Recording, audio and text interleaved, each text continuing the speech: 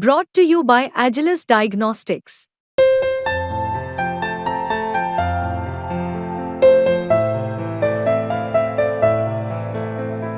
Agilus Diagnostics.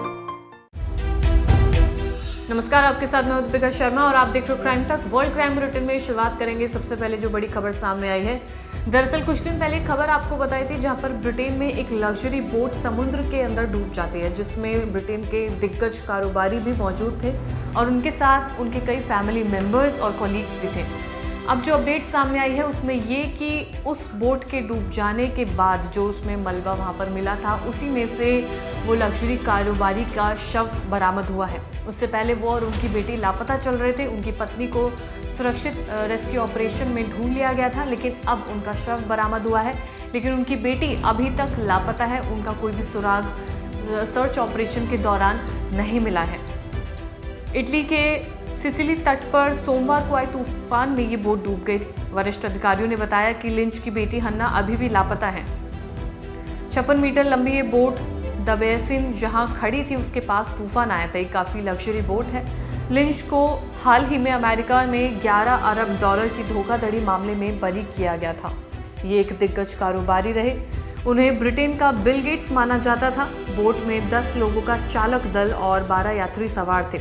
Lynch की पत्नी Angela और 14 बाकी के लोग को बचा लिया गया। अधिकारियों ने बुधवार को 4 शव बरामद किए हैं। एक शव सोमवार को ही बरामद किया गया था। फायर ब्रिगेड के प्रवक्ता ने बताया कि हन्ना का शव यानी कि उनकी बेटी का शव ढूंढने में समय लग सकता है, क्योंकि बोट 165 फीट की गहराई पर है। वहीं इस आपदा की न्यायिक जांच शुरू कर दी गई है। यानी कि ब्रिटेन के जो ये कारोबारी हैं माइक लिंच, उनकी बॉडी को बरामद कर लिया गया है, लेकिन उनकी जो बेटी थी उनको अभी ढूंढा नहीं गया है। और अगली खबर अफगानिस्तान से सामने आई है, जहां पर अफगानिस्तानी सरकार ने नया कानून बनाया है। इस कानून के तहत अब वहां की महिलाएं सार्वजनिक रूप से बातें नहीं कर सकती हैं, यानी कि प्रतिबंध उनके बोलने पर लगा दिया गया है। इसके अलावा उन्हें चेहरा ढकना होगा और अगर वो इस बात को नहीं मानती हैं तो उन्हें चेतावनी दी जाएगी। चेतावनी के बाद भी अगर वो नहीं मानते हैं तो उन्हें दंड भी दिया जा सकता है, सज़ा भी दी जा सकती है। ऐसा वहाँ का प्रावधान है। कानून का पालन नहीं करने पर चेतावनी या गिरफ्तारी जैसे दंड दिए जा सकते हैं। सरकार के प्रवक्ता ने बताया कि सर्वोच्च नेता हिब्तुल्ला अखुंदज़ा ने ये अप्रूवल के बाद कानून लागू कर दिया गया, यानी कि उनका अप्रूवल लिया गया। इसमें कहा गया है कि महिलाओं के लिए सार्वजनिक स्थानों पर हर समय अपने शरीर को ढकना ज़रूरी है। कपड़े पतले और या फिर छोटे नहीं होने चाहिए। म्यूज़िक बजाने, अकेली महिला के अकेले यात्रा करने और उन पुरुषों और महिलाओं से मिलने जुलने पर भी प्रतिबंध है जिनको वो जानती नहीं, यानी कि किसी भी अनजान शख्स से महिलाओं का बातचीत करना बैन है। म्यूज़िक बजाना बाहर सार्वजनिक रूप से बैन है और बातचीत करना बैन है। ये तमाम तरीके के बैन लगाए गए हैं। छोटी ड्रेसेस पहनना अलाउड नहीं है और अगर महिलाएं नहीं मानती हैं तो दंड का प्रावधान भी अफगानिस्तानी सरकार ने दिया है। और अगली खबर, रशिया यूक्रेन लगातार जंग वहाँ की जारी है। ऐसे में यूक्रेन ने रूस के कई ऐसे इलाकों पर कब्जा कर दिया है जिसके बाद से दुनिया हैरत में है। लगातार यूक्रेन की सेना रूस में घुसपैठ कर रही है। कई इलाकों को यूक्रेन ने भी कब्जे में ले लिया है। हालांकि उसने अब ये संदेश दे दिया है कि ये जंग एक तरफा नहीं है और यूक्रेन भी लगातार कई जगहों को कब्जे में लेने की कोशिश कर रहा है। वहीं रूस भी लगातार कई जगहों को कब्जे में लेने की कोशिश कर रहा है। हालांकि एक और मोर्चे पर लड़ाई शुरू करने से यूक्रेन की सेना बट गई है।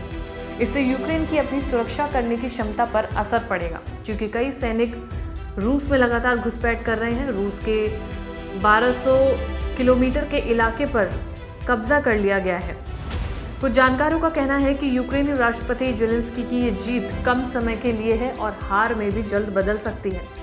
अभी यूक्रेन का फोकस कुर्स्क इलाके पर है। पॉलिटिकल एक्सपर्ट तातियाना कहती हैं कि रूस अपने दूसरे विश्व युद्ध की रणनीति अपना रहा है। उसकी रणनीति रही है कि वो पहले दुश्मन को अंदर तक आने देता है और फिर घेर कर हमला करता है।